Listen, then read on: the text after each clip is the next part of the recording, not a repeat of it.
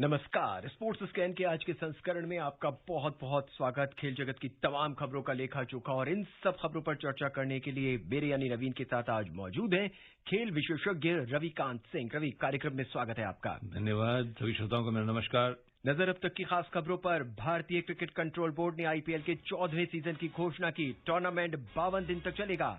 भारतीय महिला cricket team दक्षिण अफ्रीका से पहला एक दिवसीय अंतर्राष्ट्रीय क्रिकेट मैच हार गई है। कुश्ती में मेट्रोपॉलिटन रैंकिंग श्रृंखला में विनेश फोगाट ने स्वर्ण पदक जीता। बॉक्सर मुक्केबाजी टूर्नामेंट में कोरोना पॉजिटिव होने के कारण आशीष कुमार सहित 3 भारतीय मुक्केबाज फाइनल मुकाबले से बाहर। और स्विस ओपन बैडमिंटन टूर्नामेंट में आज पीवी सिंधु का मुकाबला स्पेन की कैरोलिना मारिन से।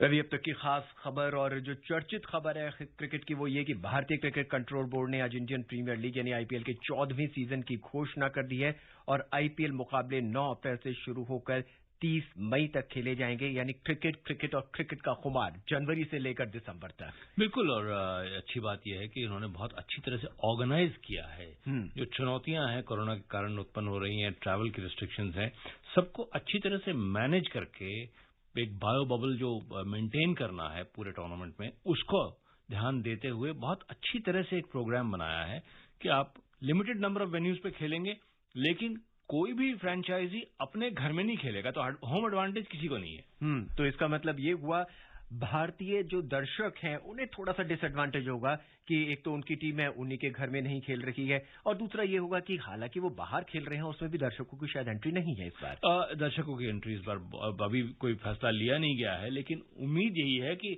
अगर अलाउ किया गया तो शायद 40% या 50% ही एंट्री अलाउ की जाएगी। और ये सही भी है, क्योंकि अगर किसी तरह की मुश्किलात आती हैं, जैसा कि हमने अलग अलग जगहों पे देखा है, दक्षिण अफ्रीका में, पाकिस्तान में, तो ये मुश्किलें फिर पूरे टूर्नामेंट को सस्पेंड करा सकती हैं। और जिस तरह से भारत इंग्लैंड की सीरीज पूरी तरह से सफल रही है बायो बबल के दौरान भी, और उम्मीद यही की जा रही है कि आईपीएल भी 100% सफल होगा। देखिए, एक बार आप करा चुके हैं यूएई में, तो इसलिए कोई उसमें शक करने की गुंजाइश है नहीं। आईपीएल के सभी मुकाबले अहमदाबाद, बेंगलुरु, चेन्नई, दिल्ली, मुंबई और कोलकाता में खेले जाएंगे। सुनते हैं हमारे संवाददाता की रिपोर्ट।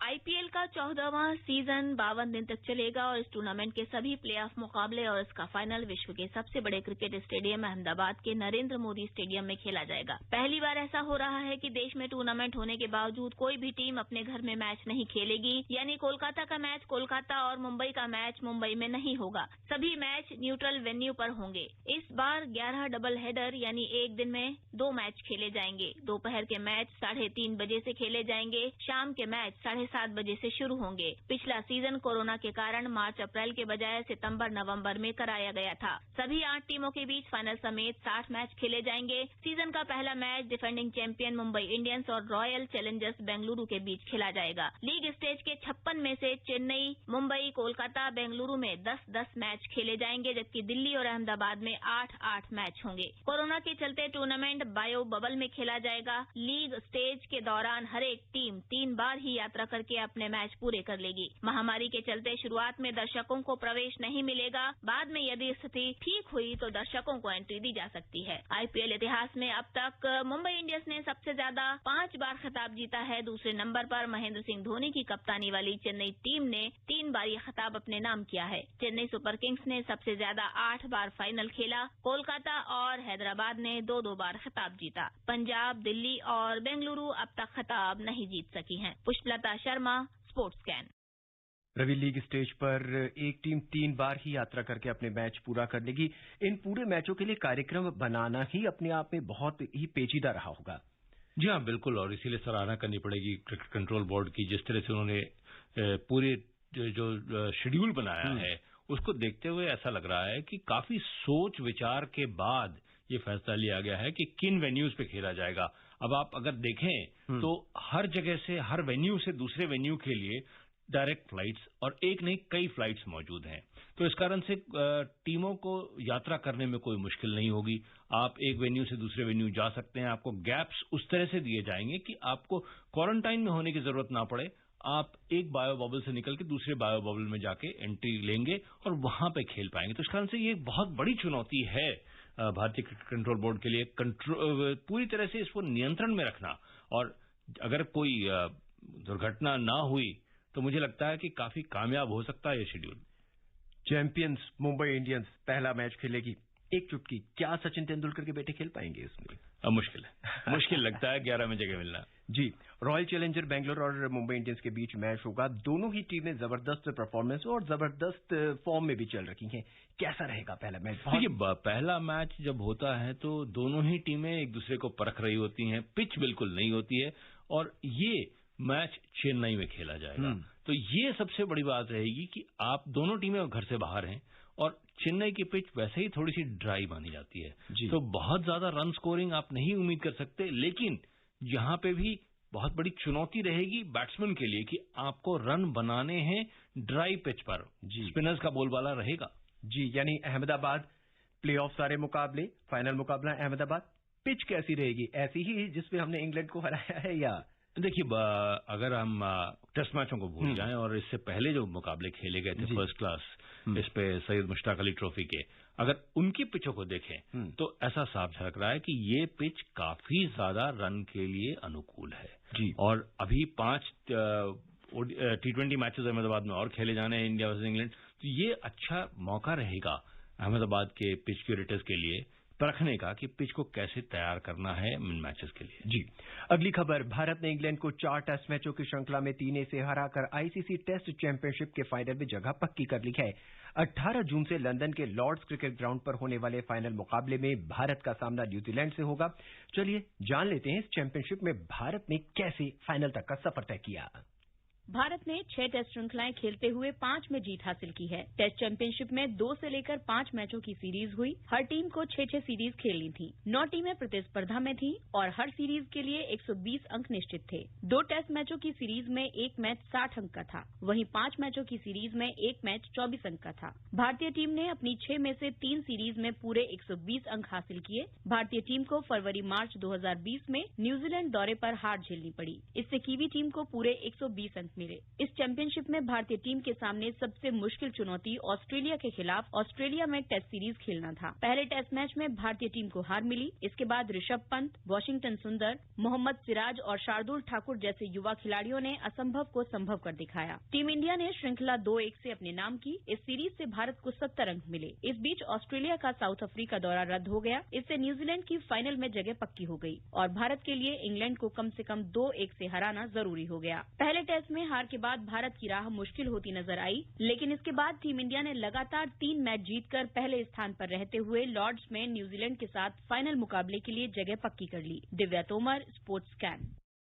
रवि, ऑस्ट्रेलिया तो बाहर हो गई, लेकिन भारत को जिस तरह से जद्दोजहद करनी पड़ी, बहुत सारे परमुटेशन कॉम्बिनेशन बने और दूसरी तरफ न्यूजीलैंड स्वतः ही यानी अपने आप ही फाइनल में पहुंच गई। देखिए, इसमें बहुत बड़ा योगदान इस बात का भी है कि सिर्फ पॉइंट्स पर रैंकिंग नहीं तय की गई। जो अवेलेबल पॉइंट्स थे उसमें कितना परसेंटेज, तो ये ट्वीकिंग की गई, क्योंकि सभी जो number of test matches, series भूल जाए, नंबर ऑफ टेस्ट मैचेस जो सभी देश खेल रहे थे वो इक्वल नहीं थे। तो इस कारण से अवेलेबल पॉइंट्स का कितना परसेंटेज हर टीम ने हासिल किया, इसके बिना पर ही ये फैसला किया गया कि टीम की रैंकिंग्स क्या होगी। और जाहिर है कि इंडिया के लिए सीरीज जीतना इंग्लैंड के खिलाफ बहुत ही अहम था, क्योंकि अगर आप सीरीज ड्रॉ होता तो फिर आपको जो परसेंटेज अवेलेबल पॉइंट्स है उसमें 50% ही मिलते और इसी कारण से आपको नुकसान बहुत ज्यादा हो जाता, ऑस्ट्रेलिया को फायदा होता, लेकिन इंडिया ने बहुत आसानी से सीरीज जीती।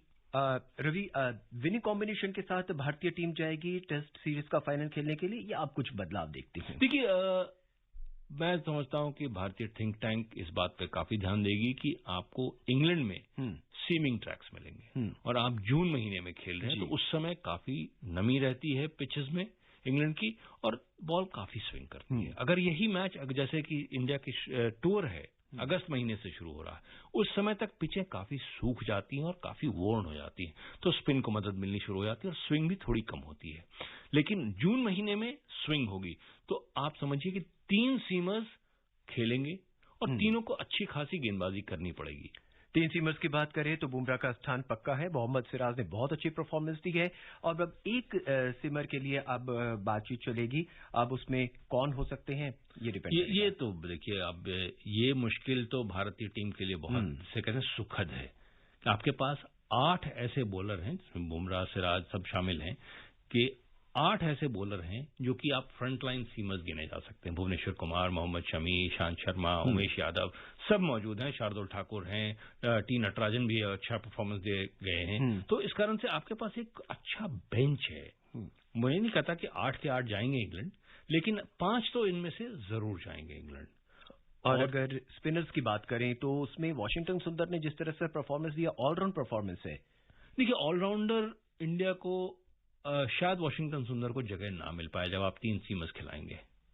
इस कारण से आपके पास 2 स्पिनर्स हैं, अक्षर और अश्विन, और दोनों ठीक ठाक बल्लेबाजी कर लेते हैं। अश्विन ने शतक भी लगाया और अक्षर भी चौके छक्के तो लगा ही लेते हैं। तो इस कारण से आपको वो ऑलराउंडर की कमी शायद ना खले, लेकिन 3 सीमर और 2 स्पिनर, ये आपका आइडियल कॉम्बिनेशन होगा जब आप इंग्लैंड में खेल रहे हैं। पर अभी 30 मई तक तो आईपीएल मुकाबले खेले जाएंगे, उसके बाद फिर 18 जून को फाइनल है, 9 मई तक खेले जाएंगे, और उसके बाद फिर 18 जून को आपका फाइनल होगा। तो मई और जून के बीच का ये जो गैप है, इस दौरान प्रैक्टिस करने का भी काफी मौका नहीं, देखिए, आपको इंग्लैंड में जाके क्वारंटीन में भी रहना है, क्योंकि आपको जो 15 दिन की क्वारंटीन होती है उसका भी आपको पालन करना है। तो यही सब देखते हुए जो डबल हेडर्स की संख्या बढ़ाई है भारतीय क्रिकेट बोर्ड ने, 11 डबल हेडर्स की दिए हैं, ये इसी कारण से दिए गए हैं ताकि टूर्नामेंट को जल्दी खत्म किया जाए जी। और जो शेड्यूल फाइनलाइज किया जा रहा था उसको इसीलिए थोड़ा देरी की गई कि अगर भारतीय टीम वर्ल्ड टेस्ट चैंपियनशिप्स की फाइनल खेल रही है तो आपको पहले खत्म करना पड़ेगा, ताकि मई महीने में आप निपटा लें अपना क्वारंटीन का जो मुश्किलें हैं, और उसके बाद फिर आपको अभ्यास का मौका मिले। जी। न्यूजीलैंड के साथ हमारी जो सीरीज रही थी वो इतनी फ्रूटफुल नहीं रही थी।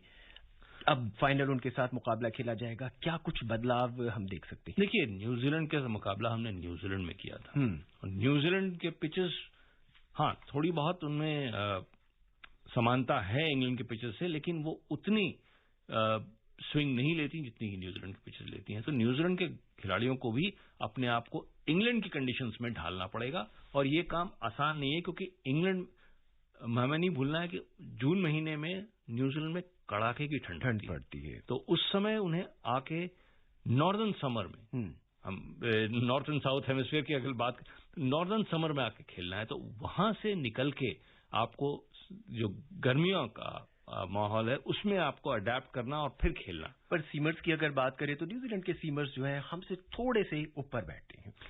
उनके पास एक बहुत ही खतरनाक बॉलर है, वो है ट्रेंट बोल्ट, और अगर आप ट्रेंट बोल्ट को नकारने में कामयाब हो गए तो फिर काम काफी।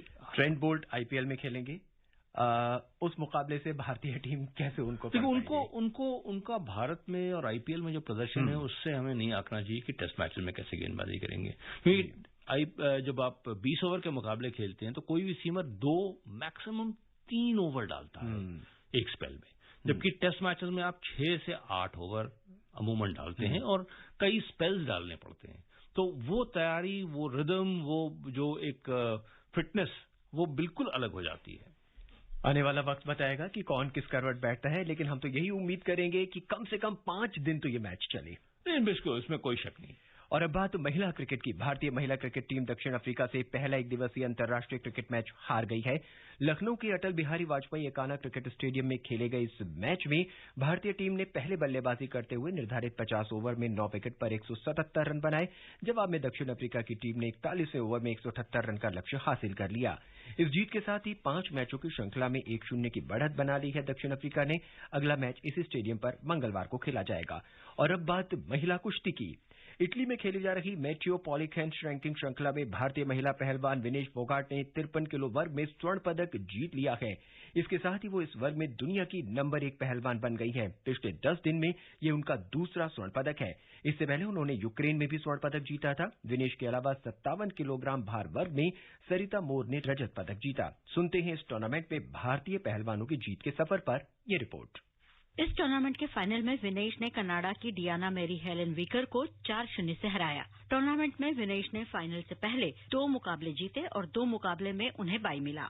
वे भारत की इकलौती महिला पहलवान हैं जिन्होंने ओलंपिक कोटा हासिल किया है। फोगाट ने इस सप्ताह पहले ही अंडरस्टैंडिंग यूक्रेनियन रेसलर्स और कोचेस मेमोरियल टूर्नामेंट में स्वर्ण पदक जीता था। कोरोना के बाद यह उनका पहला टूर्नामेंट था। मैच के दौरान विनेश 6-8 से पीछे चल रही थी, लेकिन आखिरी 35 सेकंड में उन्होंने 4 पॉइंट लेकर खेल पलट दिया। विनेश पहले ही 53 किलो भार वर्ग में टोक्यो ओलंपिक के लिए क्वालिफाई कर चुकी हैं, जबकि पुरुषों में बजरंग पूनिया, दीपक पूनिया और रवि दहिया ने अपने अपने भार वर्ग में कोटा हासिल किया है। हालांकि भारतीय पहलवानों के पास ओलंपिक कोटा हासिल करने के लिए अभी 2 मौके हैं। इस साल कजाकिस्तान में 9 से 11 अप्रैल तक एशियन क्वालिफायर और बुल्गारिया में 6 से 9 मई तक वर्ल्ड क्वालिफायर होना है। Manisha Khanna, sports can. रवि, बहुत ही जबरदस्त परफॉर्मेंस रहा विनेश फोगाट का और वो विश्व की नंबर 1 पहलवान भी बन गई है 53 किलोग्राम वर्ग में। ओलंपिक के लिए क्या संभावनाएं देखते हैं? देखिए, बिल्कुल मेडल प्रॉस्पेक्ट है, इसमें कोई दो राय नहीं है। और वर्ल्ड रैंकिंग्स, जब आप ओलंपिक मुकाबले खेल रहे होते हैं तो वर्ल्ड रैंकिंग्स आपको उतना मायने नहीं रखती, लेकिन फायदा यह है कि आपको सीडिंग मिलेगी ड्रॉ में, और उससे फायदा हो जाता है कि आपको कम से कम शुरुआत के 1-2 बाउट थोड़े आसान मिल सकते हैं। तो उम्मीद करते हैं कि ओलंपिक के अंदर कोई ना कोई पदक जो है हमें जरूर मिलेगा विनेश फोगाट से। और इस बीच बात बैडमिंटन की। स्विस ओपन बैडमिंटन टूर्नामेंट के महिला सिंगल्स फाइनल्स में आज पीवी सिंधु का मुकाबला स्पेन की कैरोलिना मारिन से होगा। सेमीफाइनल में पीवी सिंधु ने डेनमार्क के मिया ब्लिचफेल्ड को 22-10, 21-10 से हराया। वहीं पुरुष डबल्स में सात्विक साईराज रैंकीरेड्डी और चिराग शेट्टी को डेनमार्क से हार का सामना करना पड़ा। आज बहुत जबरदस्त मुकाबला है, खासकर पीवी सिंधु का मेंटल ब्लॉकेज आज उन्हें दूर करनी पड़ेगी कैरोलिना के खिलाफ। ओलंपिक गोल्ड और ओलंपिक सिल्वर मेडलिस्ट का मुकाबला है, तो जाहिर है कि सबकी निगाहें होंगी इस मैच के ऊपर, क्योंकि ये आपको तय कर रहा है कि ओलंपिक के तैयारी किस खिलाड़ी की कैसी चल रही है। और दोनों ही खिलाड़ी जो है बहुत ही आसानी से अपने सेमीफाइनल मुकाबले जीतकर फाइनल में पहुंच गए। देखिए, जिस तरह से शुरुआत हुई थी टूर्नामेंट की, ऐसा लग रहा था कि शायद खिलाड़ी अभी उतना रवा नहीं हुए हैं, लेकिन जैसे जैसे टूर्नामेंट आगे बढ़ा परफॉर्मेंस लेवल्स काफी ज्यादा बढ़ गई हैं। जी, और उम्मीद है कि आज का मैच जो है अपने पूरे स्तर से, पूरे टॉप लेवल पे खेला जाएगा, कि जब दोनों के दोनों खिलाड़ी जो हैं वो अपना उच्चतम स्तर का खेल खेलेंगे। जहां तक हमने मेंटल ब्लॉकेज की बात की है, तो पिछले कुछ मुकाबलों में लगातार पीवी सिंधु को कैरोलिना से हार का सामना करना पड़ा है।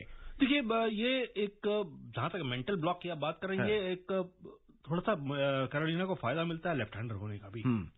वो डिफरेंट एंगल्स पे अटैक कर पाती हैं, और पीवी सिंधु को इसका तोड़ निकालना है। वो अपने कोचिंग जो टीम है उसके साथ काफी मेहनत कर रही हैं इस बात का तोड़ निकालने की, कि आपको लगातार लेफ्ट हैंडर से के फोरहैंड से बचना पड़ेगा, खासतौर पर मरीन जिस तरह से वो क्रॉस कोर्ट स्मैश लगाती है। और अभी कार्यक्रम से पहले हम जैसे डिस्कस कर रहे थे, उसी चर्चा को थोड़ा सा आगे बढ़ाते हैं। हमने अक्सर मैच में देखा है पीवी सिंधु जो है नेट प्लेयर नहीं है, और पिछले कुछ मैचों में कैरोलिना लगातार उनको नेट पे खिलाकर, और खासकर लेफ्ट हैंड साइड पर।